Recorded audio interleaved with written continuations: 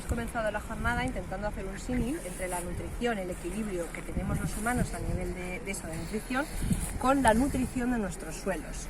Para ello hemos usado unos frigos de diferente tamaño, intentando equiparar un suelo arenoso, que la capacidad de intercambio catiónico es más pequeña, con un suelo arcillo húmico la capacidad la tiene más grande.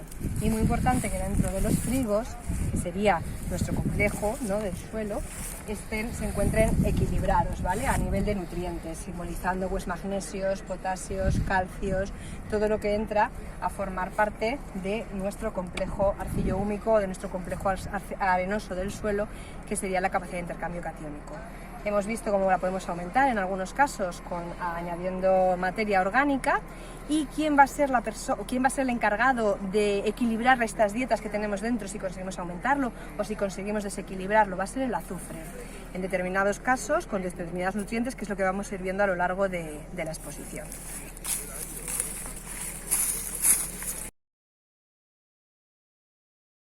Bueno, sobre un cultivo de colza, en todos los casos hemos dejado unas muestras representativas.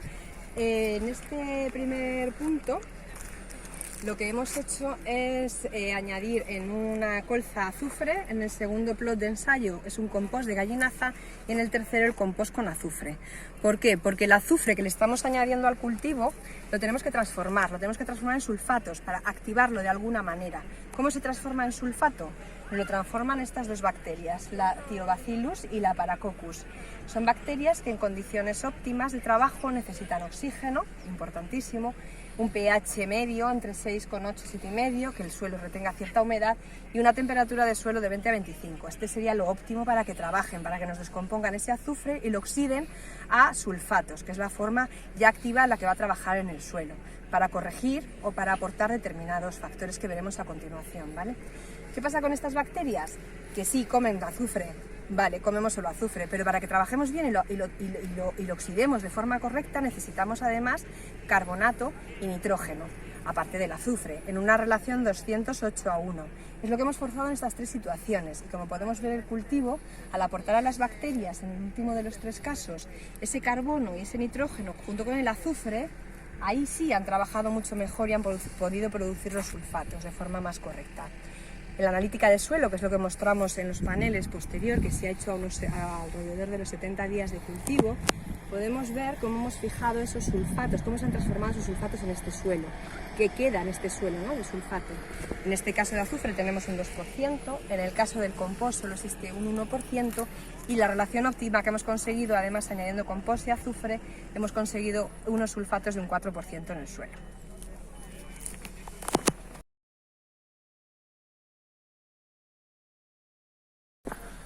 Bueno, en estos otros bloques de ensayo, que se compone de otros 3 plots, el T4, T5 y T6, hemos analizado qué pasa con el nitrógeno, si aportamos o dejamos de aportar el azufre, ¿no?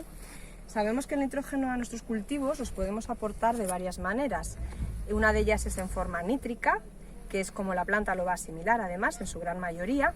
¿Qué pasa con el nítrico? Que el nítrico tenemos problemas de lavado, de lixiviación, de parte de este nitrógeno que vamos a perder de esta manera. En el mercado ya tenemos inhibidores de nitrificación para que la parte amoniacal pase más lentamente a nítrico y se nos produzcan menos lavados. Otra forma de aportar el nitrógeno es en forma amoniacal. El amoniacal tiene un factor que lo que hace es que nos eleva el pH del suelo, ¿vale? Al elevar el pH del suelo, el amoniacal tiende a reaccionar y transformarse en amoníaco. El amoníaco es un compuesto volátil que se pierde, se volatiliza a la atmósfera. Se volatiliza y tenemos varios problemas. Por un lado, dejamos de tener el nitrógeno a disposición de nuestra planta, y por otro lado, ese nitrógeno que va a la atmósfera en forma de amoníaco se llega a transformar, se oxida, sufre reacciones químicas también en la atmósfera, se oxida y forma óxidos de nitrógeno, que son gases que tienen un alto contenido de efecto invernadero, con lo cual, aparte de perjudicar a nuestros cultivos, estamos perjudicando nuestra atmósfera, nuestra capa de ozono, porque el óxido de nitrógeno, no el amoníaco no es un gas de efecto invernadero, pero sí lo es los óxidos de nitrógeno que se producen después. Esos óxidos de nitrógeno tienen hasta 260 veces, hacen 260 veces más daño que el CO2, que es el que más o menos conocemos todos de efecto invernadero. pero a lo que nos referimos en este caso, que es la nutrición de nuestros suelos, aparte de este gran problema, es que lo estamos perdiendo, se lo estamos quitando a la planta y no vamos a nutrir bien este suelo para que posteriormente pase a nuestro cultivo. La forma que tenemos de evitar, igual que con los nitratos, evitábamos un poco el lavado a partir de los inhibidores de nitrificación, con el amonio lo que vamos a forzar metiendo azufre para que se creen sulfatos, vamos a evitar esta reacción porque vamos a bajar un poco el pH del suelo. Al bajar el pH, lo que hacemos es que esta reacción de amonio a amoníaco no sea tan rápida. Entonces el amonio va a quedar en la solución del suelo y en nuestro complejo retenido a disposición del cultivo que tengamos en ese momento. Es importante ver esto que explicamos en estos tratamientos que hemos aportado, que es un abonado de fondo, en este caso es un abonado de fondo con azufre en pril, y en este último caso, en el T6, es un abonado de fondo, pero basado en nitrosulfato. Ya tenemos el azufre en forma de sulfato directamente aportado, no tenemos que esperar a que pase este proceso. Podemos ver, y es muy importante lo que hablábamos antes, cómo se ha acidificado un poquito el suelo al aportar el azufre, tanto en forma pril como en forma de nitrosulfato, cómo hemos bajado un poquito el pH del suelo y hemos conseguido con ello, en la analítica de suelo posterior, tener el nitrógeno amoniacal en mayor cantidad que en el tratamiento en el que no hemos aportado el azufre.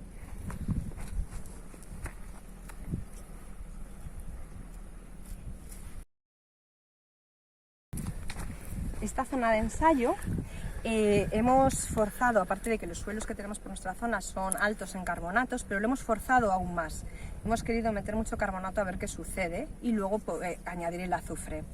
En estos dos casos tenemos un abonado de fondo con azufre sin él, en el siguiente un abonado de fondo con compost con carbonato cálcico y azufre, enfrente sin azufre, y al final con bastante más carbonato cálcico y azufre, y enfrente sin azufre. Lo que queremos conseguir carbonatando un suelo en exceso es ver cómo podemos eliminar ese exceso de carbonatos y cómo podemos, además, muy importante, evitar que el fósforo se nos retrograde, que es uno de los problemas que tenemos en un suelo con alto índice de carbonatos. ¿Por qué? Porque el fósforo se oxida, forma fosfato en el suelo a partir de nuestra fertilización, y ese fósforo lo que hace es que se une a los calcios del carbonato y precipitan. Nosotros estamos fertilizando con fósforo y, por ejemplo, de cada 100 unidades que aportamos, la planta va a aprovechar 20 de ese fosfato, pero el resto enseguida va a precipitar al unirse con el calcio de del carbonato del suelo. ¿Cómo podemos evitar esto? Añadiendo azufre. ¿Qué hace el azufre? Pasa a forma de sulfato, y ese sulfato, tenemos en el suelo los sulfatos y tenemos los fosfatos. Y en un suelo con carbonato cálcico, ese calcio que antes se aliaba al fosfato, ahora se va a ir con el azufre, con el sulfato. ¿Por qué? Porque por reacciones químicas ese calcio siempre va a reaccionar antes con el sulfato que con el fosfato. ¿Qué vamos a conseguir con ello? Aportando el azufre. Retrogradar menos fósforo, evitar que ese fósforo precipite, dejarlo al final a disposición de la planta, ¿vale? Que es lo que queremos hacer con una fertilización y no perderlo a nivel económico y a nivel nutricional. En estos casos, si nos fijamos también en los carteles, podemos ver que el fósforo asimilable, que es el importante, el que está en la solución y en la capa de intercambio catiónico del suelo, al añadir azufre, en todos los casos que hay azufre frente al que no tiene azufre en las mismas condiciones, tenemos más fósforo asimilable en un suelo en el que hemos añadido el azufre frente al que no lo hemos añadido.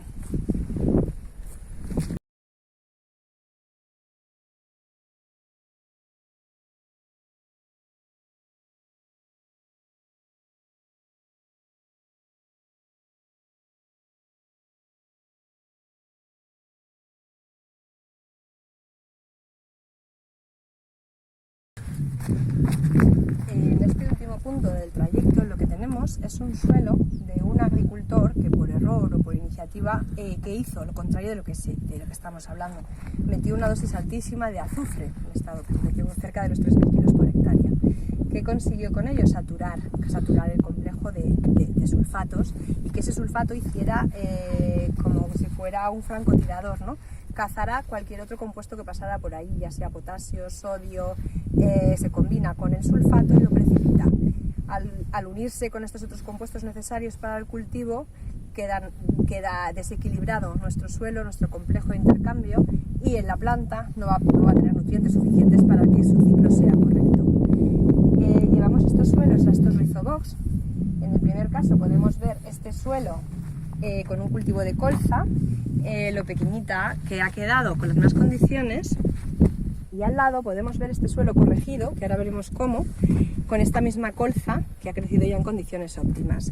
¿Cómo conseguimos llegar a este punto? Lo conseguimos tratando el suelo con carbonato cálcico, lo contrario de lo que hablábamos en otros de los apartados.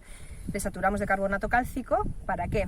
Para que esos azufres, como hemos visto antes, esos sulfatos, se unan al calcio, porque tienen preferencia por el calcio en lugar de por otros compuestos nutricionales del suelo, y lo vayan precipitando. Así quitamos ese sulfato del suelo y dejamos ya así otra vez de nuevo la capa de intercambio catiónico, la capacidad de intercambio catiónico y la solución del suelo con los nutrientes que la planta va a necesitar, porque ya el azufre en forma de sulfato no se los está llevando para hacerlos insolubles. En este último punto hemos puesto un ejemplo para que veamos el azufre como tal, sin reaccionar, sin formar sulfatos, es inocuo, no le va a hacer daño al cultivo. Cuando veamos las bolitas durante mucho tiempo, porque el proceso para transformarse en sulfato es muy lento, la bacteria trabaja, pero trabaja de forma lenta. Si vemos los aportes que hemos hecho de azufre, al cultivo no le está dañando, incluso ha germinado solamente en azufre, ¿vale? Aquí lo que tenemos es el mismo día de siembra, pero con la mitad de turba. Y podemos ver también el pril del azufre que está por encima y no está dañando para nada de momento al cultivo. O sea, no lo va a perjudicar a nivel de que nos dé miedo ver el azufre, que lo vaya a quemar o vaya a pasar algo. No lo hace. Esto evidentemente no es lo correcto, como hemos contado en este caso, pero es a nivel visual para que se vea que el azufre como tal es inocuo de inicio.